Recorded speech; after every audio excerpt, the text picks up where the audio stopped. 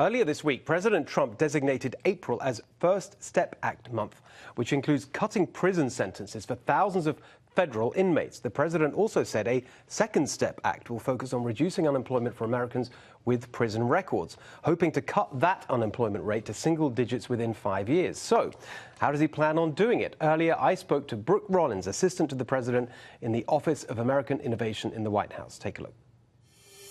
Brooke, thank you so much for joining us. First time on the show. We're so excited you could be with us tonight. Steve Hilton, what an honor to be here. Thank you so much for having me. So listen, the First Step Act was just universally praised, a great breakthrough, something that many have been working on for many years. How is that going, and what have you got planned as a follow-up? Well, the First Step Act, which your viewers may or may not know, was signed by President Trump in December, right before Christmas, right before the shutdown, so a lot of people didn't hear about it. We celebrated its launch just earlier this week at the White House, and it is truly a transformational effort to change our criminal justice system at the federal level, following what many of the red states around the country have been doing for about a decade, including my Texas. And really what it is it's a wholesale relook at the way that we're preparing our inmates, our federal prison population, to reenter society and do it in a productive way with a new job and a new life and really a chance at a second chance in the American dream. So what's coming next? We hear that you've got some plans afoot for a Second Step Back. What will that look like? How will that be different? How do we follow up the good news we've already seen? Yeah, exactly. We do have plans afoot, Steve Hilton, and those are everything from taking a look at exactly how we are preparing these inmates. You know, the prison system has hundreds of thousands of inmates that are warehoused around the country, but 95% of those men and women come back out. And so what are we doing as a society to prepare them to make sure they're successful? So the second step is looking at things like the unemployment rate, which is anywhere from 3 to 5 times the normal unemployment rate. What can we do to partner with the private sector? Imagine that. What can we do to partner with the faith community? Imagine that. So that every prisoner, former inmate that comes back out potentially is better trained for a job, has more education, has the opportunity for real housing and transportation and all the things that we need to do in America to better prepare. You know, one thing that most Americans don't know, and certainly there's no more law enforcement president than this one, no more conservative president than this one, but that America has 4% of the world's population, but 25% of the world's incarcerated. And again, 95% of those men and women are coming back out. So the first step is the first step. We're now looking at what the second step looks like, which is truly bringing down the unemployment numbers. And, you know, the real solution to poverty and to a life in crime is a good job. And so there's no one better equipped to do that than this president and this White House. And I'm proud to be a part of that.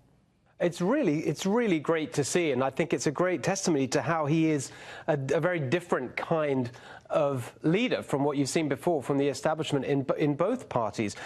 Just to be clear about this, is this just for those in the federal criminal justice system, in federal jails? You mentioned that some of the ideas originated from the states, but does this affect just the federal prison population?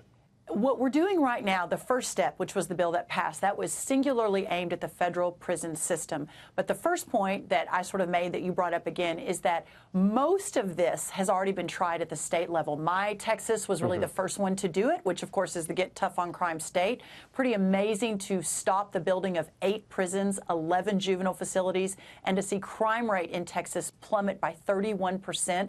Because instead of putting more people in prison, we sent them to drug courts, to addiction services, to rehabilitation. We changed occupational licensing laws in Texas so they could become electricians and welders and make sure that they had an opportunity. So the First Step Act at the federal level was really mimicking what Texas and Georgia and Indiana, Governor Pence did that, now Vice President, Kentucky, so many great states across the country. The Second Step Act, though, is really a wholesale discussion focus, changing the narrative on what unemployment for former inmates looks like. And while it's somewhat focused on the federal system, obviously that's what the White House and the president is in charge of through the DOJ, the Department of Justice.